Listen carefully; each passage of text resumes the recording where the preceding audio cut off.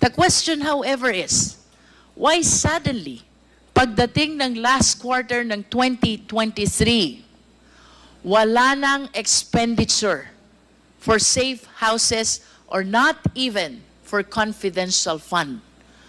San po napunta yung informant at assets nyo, which you have been keeping in your safe houses from the last quarter of 2022 to the third quarter of 2023?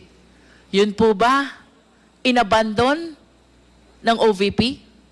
Yun po ba biglang nag-disappear?